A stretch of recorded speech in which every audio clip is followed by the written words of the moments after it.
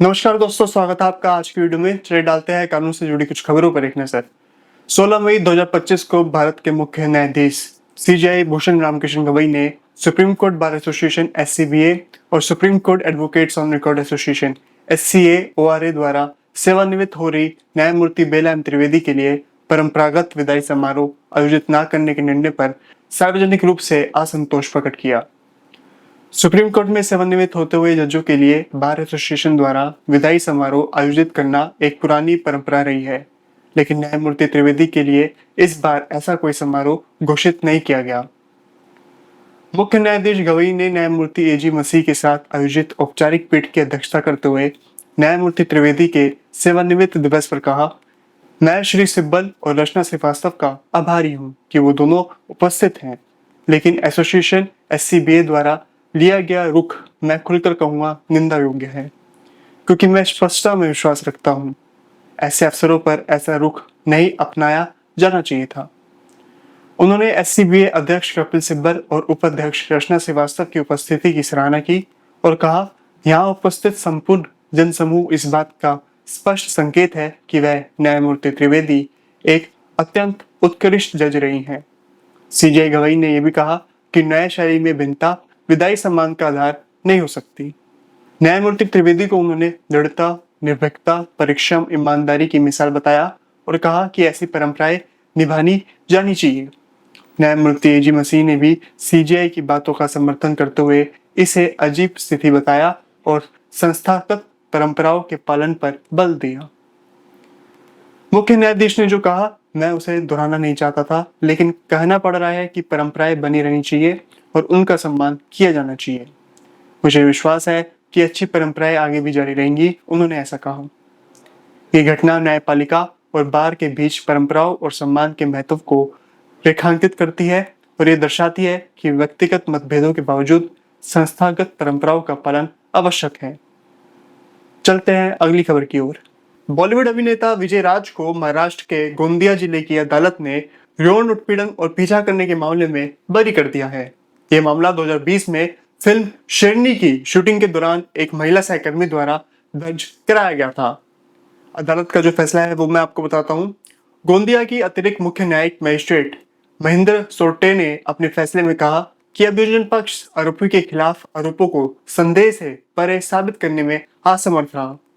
उन्होंने ये भी उल्लेख किया कि पीड़िता की मृत्यु हो जाने के कारण उसकी गवाही दर्ज नहीं की जा सकी, जिससे अभियोजन पक्ष की स्थिति और कमजोर हो गई। आरोप क्या थे उन पर? पीड़िता ने आरोप लगाया था कि विजय राज ने कई बार उसके साथ अनुचित व्यवहार किया।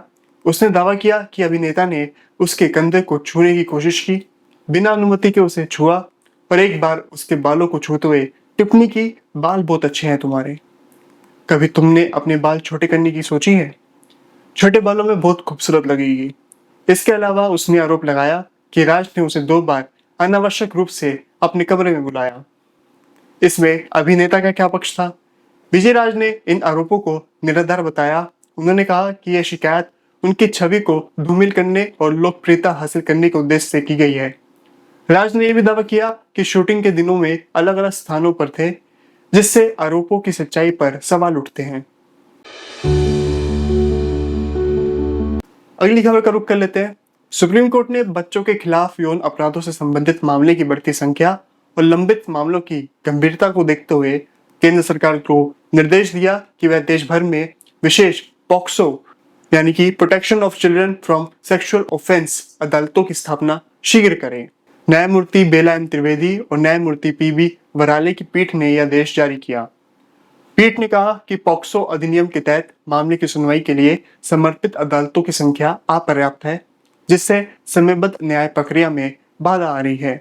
इसलिए केंद्र और राज्य सरकारों से अपेक्षा की गई है कि वह संबंधित अधिकारियों को संवेदनशील बनाए और प्राथमिकता के आधार पर विशेष अदालतों की स्थापना करें। सुप्रीम कोर्ट ने भी निर्देश दिया कि जिन जिलों में पॉक्सो मामलों की संख्या 300 से अधिक है, वहां कम से कम 2 विशेष अदालत स्थापित की जाए। इसके अलावा जुलाई 2019 के आदेश का पुनः उल्लेख करते हुए कहा गया कि जिन जिलों में पॉक्सो अधिनियम के तहत 100 से अधिक प्राथमिकी दर्ज है, वहां कम से कम 1 विशेष अदालत होनी चाहिए। सुप्रीम कोर्ट के इस निर्णय से यह स्पष्ट होता है कि बच्चों के अधिकारों की रक्षा और समयबद्ध न्याय सुनिश्चित करने के लिए विशेष अदालतों की स्थापना अत्यंत आवश्यक है। यह कदम देश में बच्चों के खिलाफ यौन अपराधों से निपटने की दिशा में एक महत्वपूर्ण पहल है। अगली खबर की तरफ चलते हैं। सुप्रीम कोर्ट ने ताजमहल के आसपास के पर्यावरणीय रूप से संवेदनशील क्षेत्र ताज ट्रेपेजियम जोन यानी कि TTZ में अवैध पेड़ कटाई पर सख्त रुख अपनाते हुए 25,000 तक का जुर्माना लगाने का आदेश दिया है। यह निर्णय MC मेहता बनाम भारत संघ मामले की सुनवाई के दौरान न्यायमूर्ति अभय अशोका और न्यायमूर्ति ऑगस्टीन जॉर्ज मसीह की पीठ ने जारी किया। जुर्माने की नई संरचना सुप्रीम कोर्ट ने केंद्रीय सशक्त समिति CEC की सिफारिश को स्वीकार करते हुए अवैध पेड़ कटाई के लिए 3 स्तरों पर जुर्माने की व्याख्या लागू की है। किसानों द्वारा निजी भूमि पर छूट प्राप्त प्रजातियों के पेड़ काटने पर 5,000 प्रति पेड़ का जुर्माना लगेगा और लकड़ी वापस की जाएगी। गैर किसानों या प्रतिबंधित प्रजातियों के पेड़ काटने पर 10,000 प्रति पेड़ का जुर्माना लगेगा, लकड़ी जब्त की जाएगी और काटे गए पेड़ों की संख्या से 10 गुना अधिक पेड़ लगाकर 5 वर्षों तक उनका रख रखाव करना होगा। भारतीय वन अधिनियम 1927 के तहत अपराधों के लिए 25,000 प्रति पेड़ का जुर्माना लगेगा, लकड़ी जब्त की जाएगी और काटे गए पेड़ों की संख्या से 10 गुना अधिक पेड़ लगाकर 5 वर्षों तक उनका रख रखाव करना होगा। अदालत की टिप्पणी न्यायालय ने अवैध पेड़ कटाई को रोकने के लिए कठोर दंड की आवश्यकता पर जोर देते हुए कहा, अवैध पेड़ कटाई का ताजमहल और TTZ क्षेत्र के अन्य प्राचीन स्मारकों के संरक्षण से सीधा संबंध है। अगली खबर की तरफ चलते हैं। दिल्ली हाई कोर्ट ने JEE मेन 2025 के स्कोर कार्ड में कथित हेराफेरी के मामले में केंद्रीय फोरेंसिक विज्ञान प्रयोगशाला CFSL को जांच के आदेश दिए हैं। यह आदेश 2 अभ्यर्थियों की याचिका पर दिए गए हैं जिन्होंने आरोप लगाया कि उनके स्कोर कार्ड में बदलाव किया गया। न्यायमूर्ति विकास महाजन की अध्यक्षता वाली पीठ ने CFSL को निर्देश दिया है कि वह 22 मई तक सीलबंद लिफाफे में जांच रिपोर्ट प्रस्तुत करे, क्योंकि JEE मेन एडवांस 2025 का परिणाम 2 जून को घोषित किया जाएगा। अभ्यर्थियों का कहना है कि उन्होंने पहले जो स्कोर कार्ड डाउनलोड किए थे वह अब NTA की वेबसाइट पर उपलब्ध नहीं है। उनके स्थान पर नए स्कोर कार्ड अपलोड किए गए हैं जिनमें अंक कम दिखाए गए हैं। NTA ने इन आरोपों को खारिज करते हुए कहा कि स्कोर कार्ड में कोई हेराफेरी नहीं हुई है और सभी स्कोर कार्ड NIC द्वारा अपलोड किए गए हैं।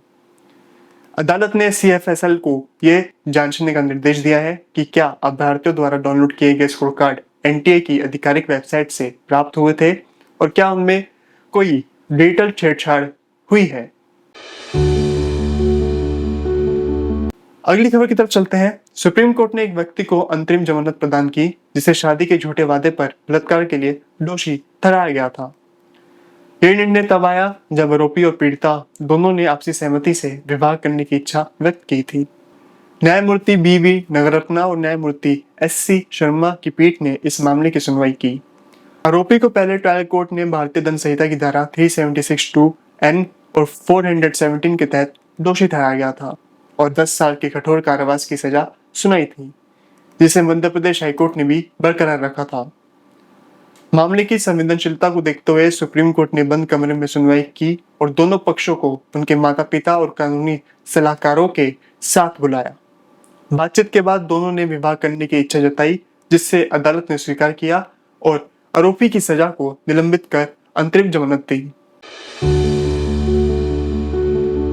अगली खबर की तरफ चलते हैं।